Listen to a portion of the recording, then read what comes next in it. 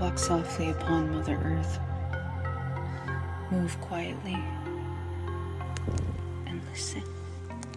These are words that have been spoken to me before, and my spirit continues to remind me every time I walk the land to step lightly, so I don't squish the plants or insects, to be as respectful as I can be to the ecosystems, to leave as little damage as possible, even when I'm harvesting plants, to take only what I need, and to do so in such a respectful way, ensuring that the species comes back the following years.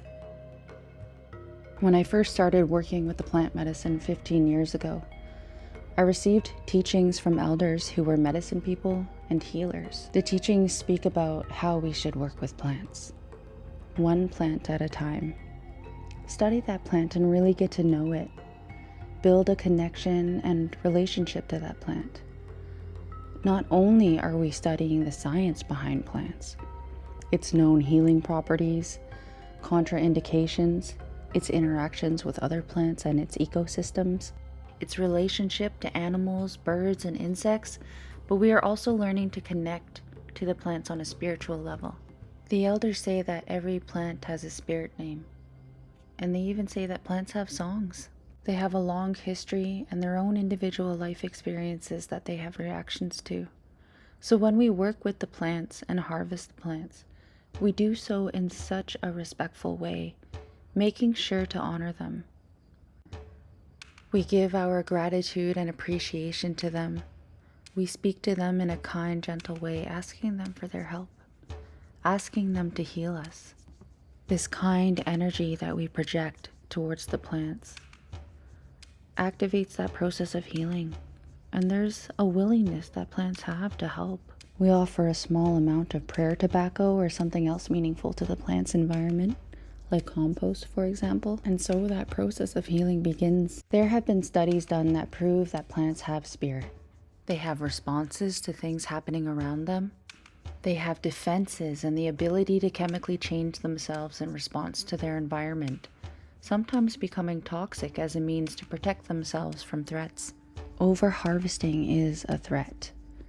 Overgrazing, insects, molds, and other plant diseases. They can communicate with other plants by releasing electrical signaling and organic compounds through their root systems in symbiosis with fungi and through the air.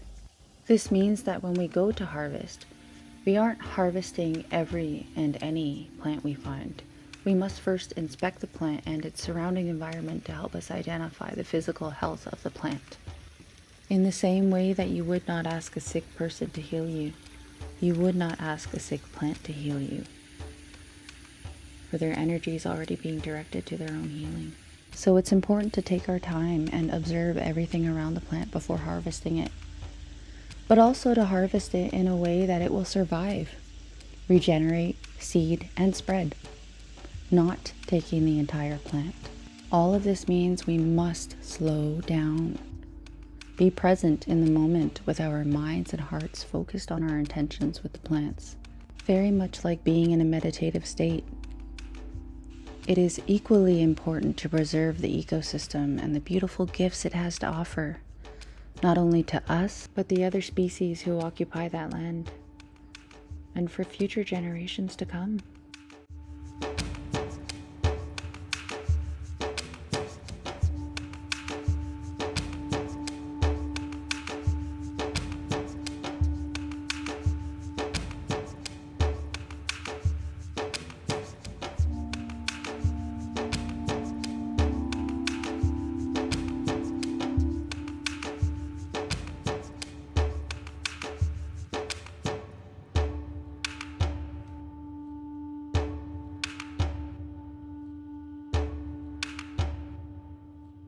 Cedar Woman, help me tell your story.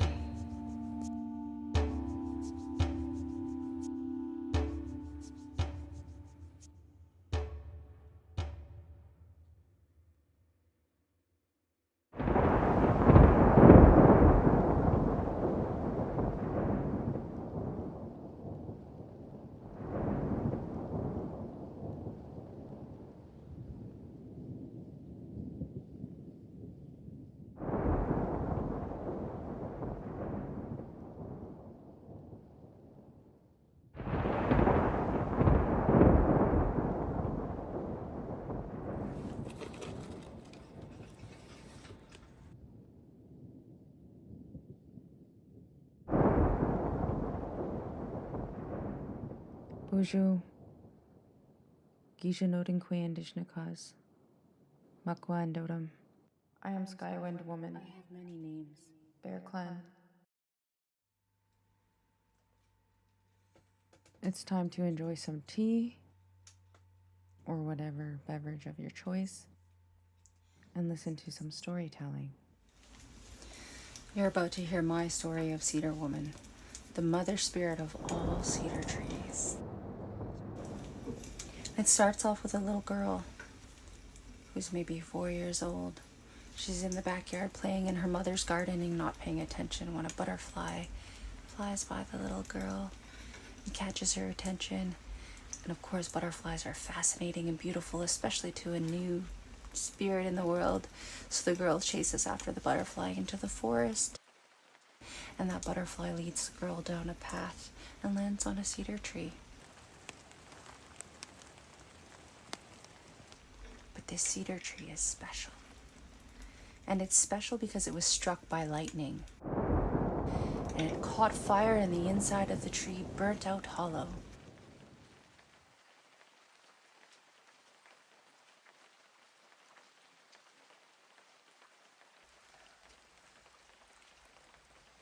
Leaving nothing but the outer shell of the tree standing. The child looks up at the butterfly and watches it show off its beautiful showy wings. And as she lowers her gaze to the hollow of the cedar tree, there's a face there, staring at her, and it's a woman's face, and she's really friendly. Smiling at the girl, very inviting. But she emerges from the hollow of the tree. She begins to dance around the little girl. This is the spirit of Cedar Woman. Dances right back into the hollow of the cedar tree. And as she slowly fades away and disappears, the little girl begins to climb the tree to get up into the hollow part and see where did the woman go. The little girl hears her name being called, so she decides she's going to try to get right into the tree. And then out of nowhere, someone grabs her off the tree and pulls her away, and she turns around and looks at them, and it's her mother. Oh, my girl, you can't go running off like that. You had me so worried. Smiles and giggles at her mother, and then looks over to the tree and points at the tree, showing her mom. Her mother looks at the tree with a suspicious look on her face. Okay, baby girl. It's time to get ready for dinner and then get ready for bed. So let's go see Grandpa. He's at the house waiting for us. And off they go back to the house. I'm going to tell you a story about that tree out there. When the first cedar tree came to be, that was when the spirit of Cedar Woman was born.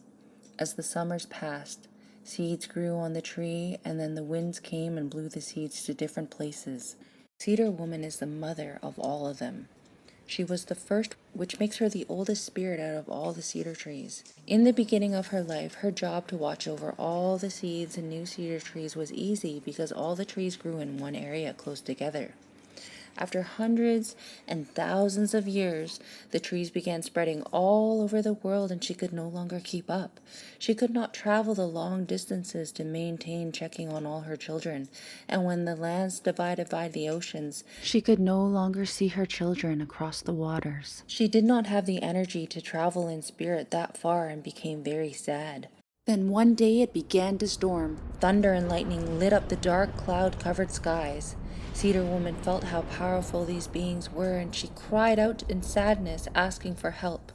Thunder was too loud to notice her, but Lightning, who comes down to strike the earth, seen her and heard her cries. He took pity on her and agreed to help her travel to see her children in different parts of the world. But for this help, there would have to be a sacrifice. Lightning had a very important job to do on the earth. When lightning strikes the earth, he recharges Earth's energy, but it takes a lot of energy for Lightning to generate enough power in himself to send his energy all the way from high in the sky down to the earth. It would make his job easier if he had help. So they agreed that Lightning could strike the tallest cedar trees and use them to conduct his energy into the earth. This way, the roots of the trees act like the veins of the earth and spread out the energy in every direction. He would have to strike down the oldest original cedar tree, which is the tree Cedar Woman was born from. And in exchange for this sacrifice, it would become a portal. So now, wherever lightning strikes any cedar tree anywhere in the world, Cedar Woman could portal from one tree to the next. There are many spirit beings that live on this earth with us, and they have been here longer than us. They are the ancestors of the earth, and we must respect them the same way we respect our elders and each other. Sometimes the spirits will even show themselves, but only to a special person. It's up to the person who sees the spirit to understand what they are trying to communicate. I believe in spirits, Grandpa. Many of the land spirits are upset with all the destruction humans are making, cutting down too many trees, spilling oils in the waters, taking too much material out of the earth, and burying man-made garbage that is hard for the earth to compost. Sometimes they show themselves just to remind us they are here. Grandpa, tell me more about Cedar Woman, please. I knew you would like this story. Our people have shared stories of her for many generations. She is said to be beautiful, kind, loving, generous, and she took pity on our people in times of struggle.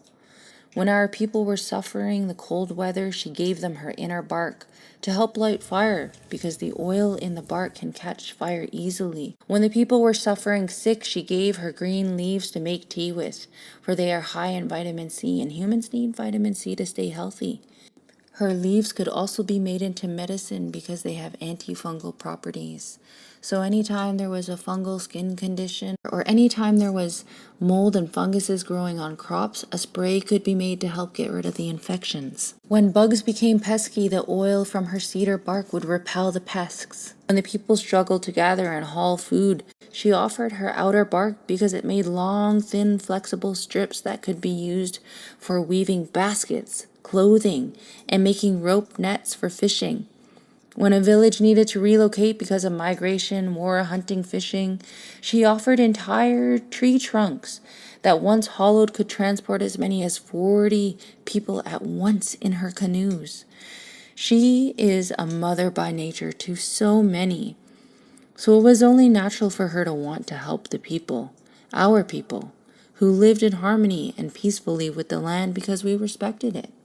But the people carried a belief that a baby spirit is fragile and could easily be pulled back into the spirit realm through ceremony or even by the influence of a spiritual being. So even though Cedar Woman loved the people and offered everything of herself to them, one day a little girl was babysitting her baby sister, sat her down at the base of a cedar tree. And that little baby wasn't doing too well, and she passed on into the spirit realm. And the people assumed that it must have been the influence of Cedar Woman. When people are grieving, sometimes they place blame. At the time, it seemed like a logical explanation to the people. So they told Cedar Woman to stay away from their children. And Cedar Woman felt hurt by this. So to show the people how much she loved them, she gifted them one last gift. The gift of spiritual protection. When they wear, use, or hang cedar, it will serve to cleanse away any negative energy. It was her way to show the people she meant no ill intention, and from then on she no longer showed herself to the people. She stayed away for hundreds of years. But once in a blue moon, she may make an appearance. Okay, kiddo. Looks like you're ready for bed, so let's go get you tucked in. I like that story, Grandpa. The girl's curiosity about the cedar tree only grew, so eventually she went back out there and she climbed right into the cedar tree and she fell asleep. Cedar Woman appeared again. This time she took the girl by the hand and walked her right into the spirit realm to show her around. She taught her things about the land and she introduced her to other spiritual beings, like this one, Sasquatch. Another story for another time.